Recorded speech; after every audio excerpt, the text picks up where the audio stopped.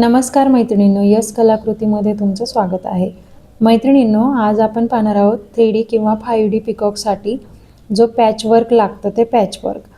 त्यासाठी पहा इथे मी या पॅचची उंची घेतली आहे 1.5 इंच आणि रुंदी घेतलेली आहे 1 इंच। अशा प्रकारे ड्रॉइंग करून घेतलं। त्यानंतर आता सर्व बाजूने मी इथे लॉक चेन स्टिच करून घेत आहे।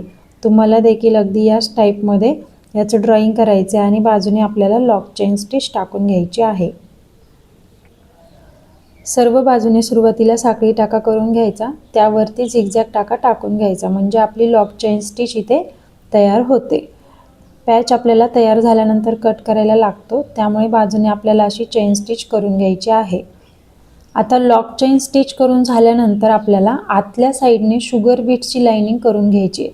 शुगर बीट्सची लाइनिंग करून घेताना शुगर बीट्सची लाइन आणि जी लॉक चेन स्टिच आहे यांच्यामध्ये अंतर नाही पडू द्यायचं। अगदी त्याला लागूनच आपल्याला आतल्या साइडने ही पूर्ण शुगर बीट्सची लाइनिंग करून घ्यायची आहे। मैत्रिणींनो, तुम्हाला यस कलाकृतीचे व्हिडिओज कसे वाटतात हे नक्की सांगा आणि आवडल्यास लाईक, शेअर आणि सबस्क्राइब करायला विसरू नका।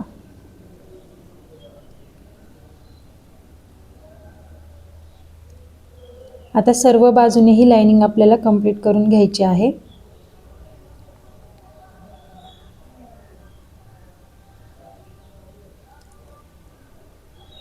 शुगर बीट्सची लाइनिंग कंप्लीट झाल्यानंतर आतल्या साइडला आपल्याला कट पाईप आणि शुगर बीट्स यांची फिलिंग करायचं आहे। कुठलाही स्टोन वगैरे आपल्याला इथे यूज करायचं नाही आहे। त्यासाठी सेंटरची लाइन आपल्याला सुरुवातीला करून घ्यायची आहे। पूर्ण सेंटरची लाइनिंग करून घ्यायची। एक शुगर बीट्स आणि एक कट पाईप असं टाकायचं आपल्याला एक आड एक, आणि ही लाइनिंग कंप्लीट करून घ्यायची आहे। नेहमी काय करायचं, आपल्याला सेंटरचं लाइनिंग कंप्लीट करायचं आणि बाजूच्या लाइनिंग नंतर फिल करायचं, जेणेकरून कडेने जे आपलं फिनिशिंग आहे ते व्यवस्थित येतं। आता व्हिडिओमध्ये दाखवत आहे त्याप्रमाणे सेंटरची लाइन करायची, त्यानंतर बाजूच्या लाइन आपल्याला करून घ्यायच्या आहेत। मैत्रिणींनो, यस कलाकृतीवरती तुम्हाला रांगोळीचे व्हिडिओ, मेहंदीचे व्हिडिओ, आरी वर्क, फॅब्रिक पेंटिंग, स्टिचिंग अशा सर्व टाईपचे व्हिडिओज तुम्हाला पाहायला मिळतील।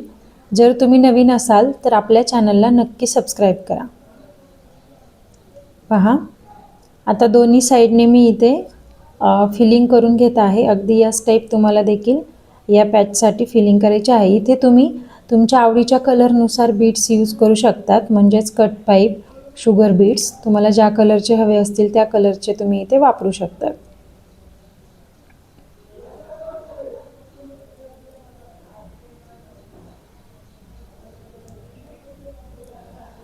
आता पूर्ण पॅच कंप्लीट फिलिंग करून झाल्यानंतर आपल्याला काय करायचं आहे, खालच्या साइडने ग्लू लावून घ्यायचा आहे, म्हणजे गम लावून घ्यायचा आहे।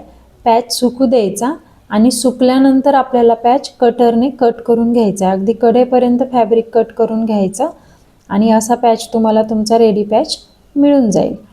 मैत्रिणींनो, व्हिडिओ आवडला असल्यास लाईक, शेअर, सबस्क्राइब करायला विसरू नका।